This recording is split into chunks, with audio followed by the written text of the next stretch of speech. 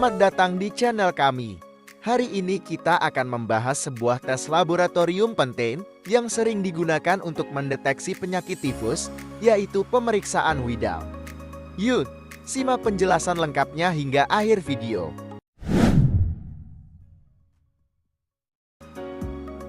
Pemeriksaan Widal adalah tes darah yang digunakan untuk mendeteksi keberadaan antibodi dalam tubuh terhadap bakteri Salmonella typhi, penyebab demam tifoid atau tifus.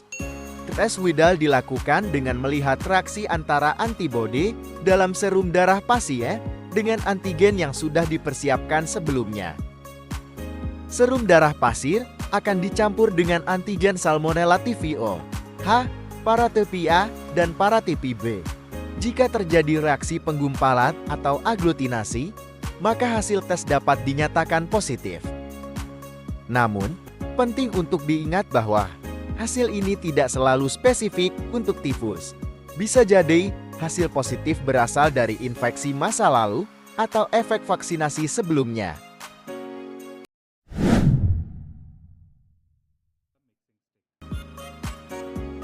Prinsip dasar dari pemeriksaan Widal adalah mencari adanya reaksi aglutinasi jika antibodi dalam darah pasien mengenali antigen Salmonella typhi, maka akan terjadi penggumpalan.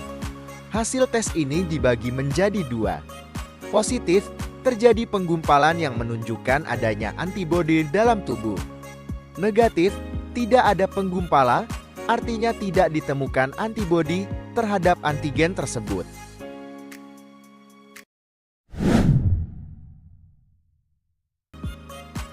Lalu, bagaimana prosedur pemeriksaan Widal? Berikut langkah-langkahnya. 1. Pengambilan sampel darah. Petugas mengambil darah vena dari pasien menggunakan jarum steril. 2. Ekstraksi serum darah. Darah yang diambil kemudian diproses untuk mendapatkan serumnya. 3. Penetesan antigen. Serum darah pasien diteteskan ke atas antigen Salmonella typhi O, H, paratype A, dan paratype B. 4. Pencampuran, serum dan antigen dicampur secara merata di atas keramik putih menggunakan stik khusus. 5. Observasi, keramik digoyangkan selama 2 menit untuk melihat adanya gumpalan. Jika terjadi penggumpalan, maka hasilnya positif, jika tidak, hasilnya negatif.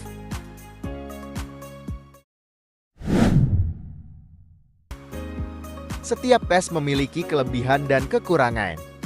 Begitu pula dengan pemeriksaan Widal. Kelebihan: cepat dan mudah dilakukan. Biayanya relatif murah. Tidak memerlukan peralatan canggih. Kekurangannya: minus, tidak spesifik untuk tifus, sehingga bisa memberikan hasil positif palsu.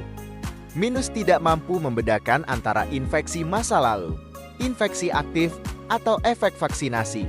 Karena itu, tes ini sering digunakan sebagai pemeriksaan awal dan harus didukung oleh pemeriksaan lainnya untuk mendapatkan diagnosis yang lebih akurat.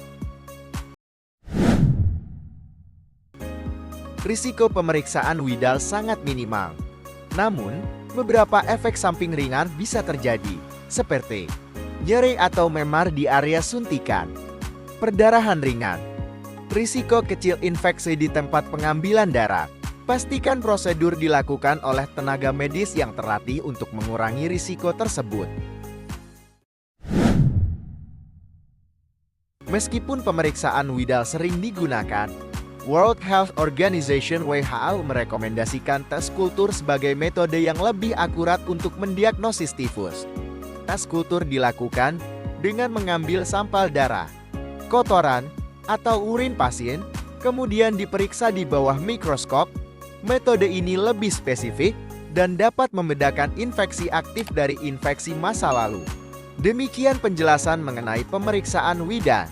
Ingat, hasil tes ini hanya sebagian dari proses diagnosis, jadi selalu konsultasikan hasilnya dengan dokter untuk mendapatkan penanganan yang tepat.